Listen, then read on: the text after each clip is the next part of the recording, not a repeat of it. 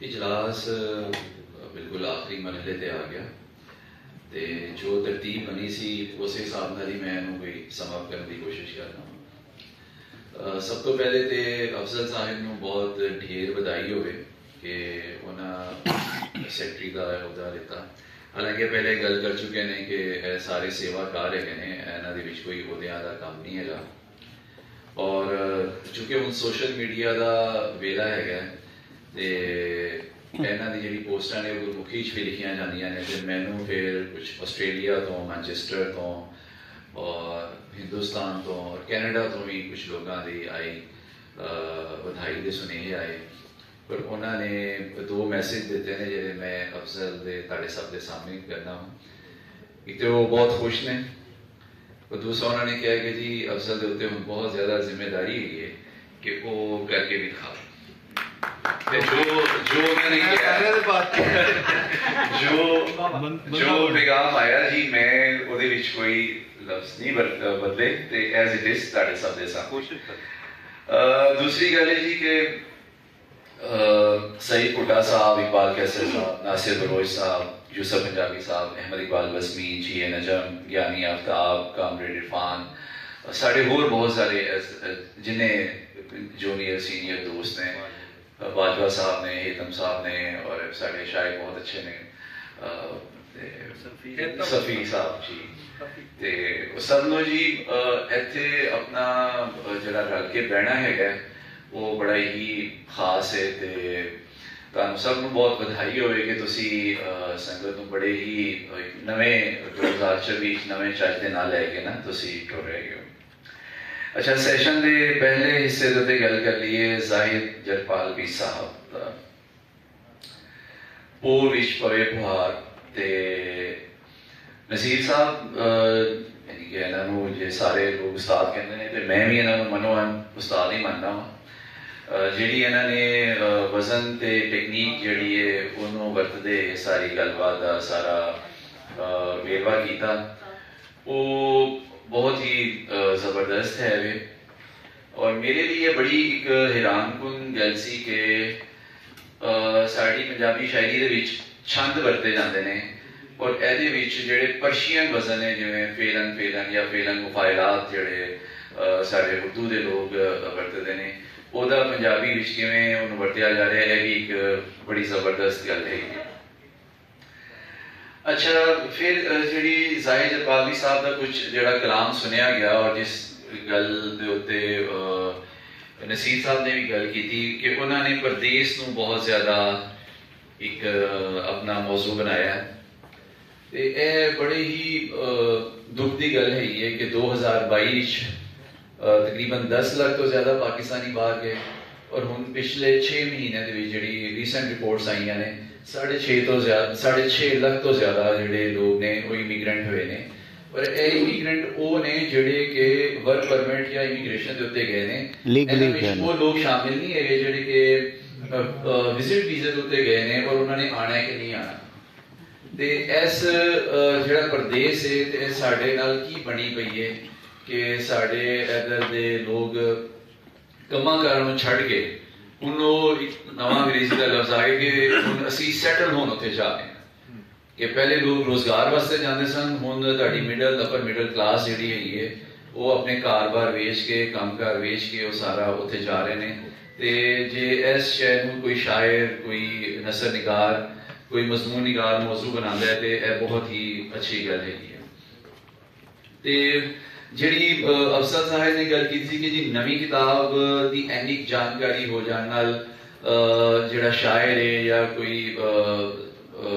मजमून निगार है या लिखण वाला जिहड़ा है कि उन्होंने हौसला मिलता है। मैं समझदा वां कि जिहड़े लोग आते हैं साडे लई भी एक नवी जानकारी है कि तुसी एक चीज़ देखो कि दूसरी बोलियां वाले लोग जिहड़े ने उन्हां दा जिस वेले कोई काम आंदा है ते उन्हां दी इन्नी जबरदस्त सोशल मीडिया के उत्ते मूवमेंट्स है ने कि मैं रीसेंट पीरियड दे विच मेरे बहुत अच्छे दोस्त ने उर्दू के नावल निगार ने पिछले 2 महीने तो वो एक लम्हा वह जिहड़ा है ना सोशल मीडिया के उत्ते शेयर कर रहे हैं कि जी वो मुसवदा टाइप हो गया है, मुसवदा इत्थे तक पहुंच गया है, मुसवदा उधर चला गया है। अच्छा जी किताब छपन चली गई है, वो किताब जिस वे छप के डमी आ रही है, डमी नहीं वो बनती पई है, इन्ना प्रोपेगेट है साढ़े पंजाबियों का जिथे बहुत सारे मसले है ने उत्थे एक यह मसला भी है, एक तो सानू किसी किताब का पता नहीं लगता और दूसरा असी सलाहण दे विच जिन्ना पंजाबियों का मन खुला है ना असी सलाहते नहीं है कि जे किसी का कोई काम आ जाए ना पता नहीं सानू की मसला बन जाता है ਉਹਦੇ ਨਾਲ कि बजाए कि असी कोई उन्हें एप्रीशिएट करिए असी ਉਹਦੇ ਵਿੱਚ 1000 तरह के कीड़े ਕੱਢਣ बैठ जाने हैं। लेकिन सानू इस मॉडर्न एज ਦੇ ਵਿੱਚ सोचना पएगा कि दूसरी बोलियां वाले किवें टुरदे पए ने। जे तुसी गिनती दे 4 बंदे ਜਿਹੜੇ काम कर रहे हो वो भी इन्ना एक्टिविटीज ਵਿੱਚ रहोगे ਤੇ ਤੁਸੀਂ काम की करोगे। अच्छा जी हम दूसरे हिस्से वाले आने तलहा का जड़ा काम हैगा तलहा का काम में जिवें पहले भी कहा सी कि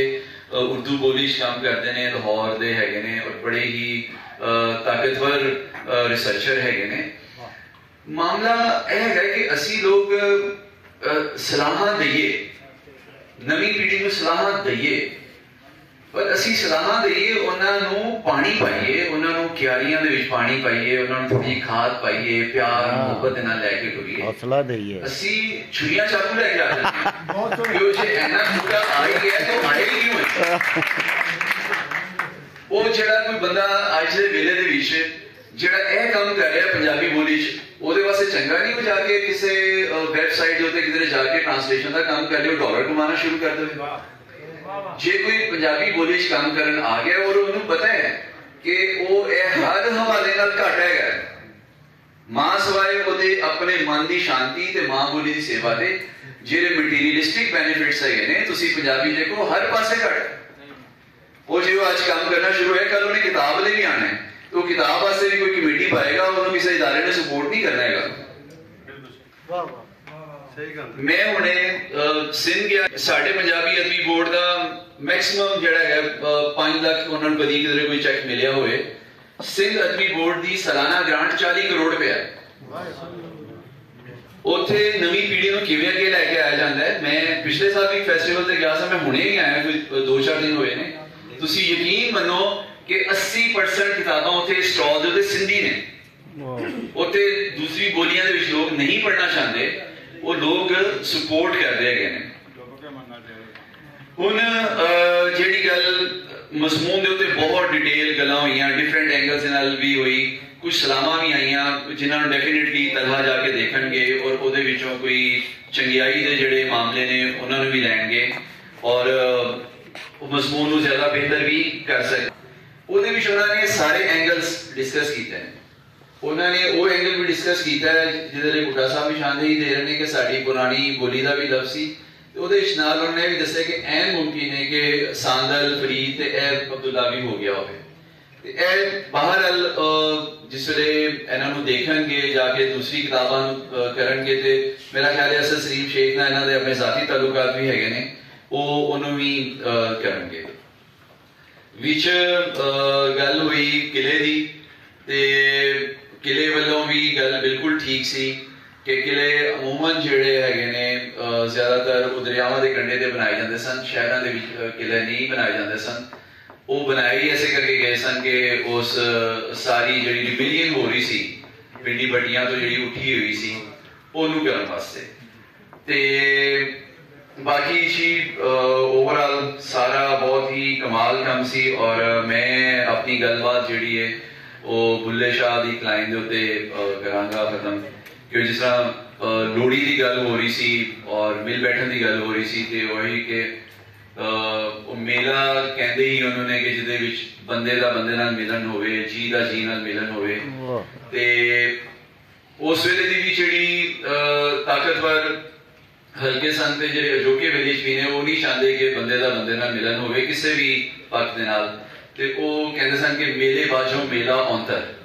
कि वो मेला मेला ही नहीं होंदा जिहदे विच बंदे दा बंदे नाल मिलन ना होवे। तुहाडे सब दे आउण दा बहुत धन्यवाद, बड़ी मेहरबानी और हम अफजल तुहाडे नाल गल करनी।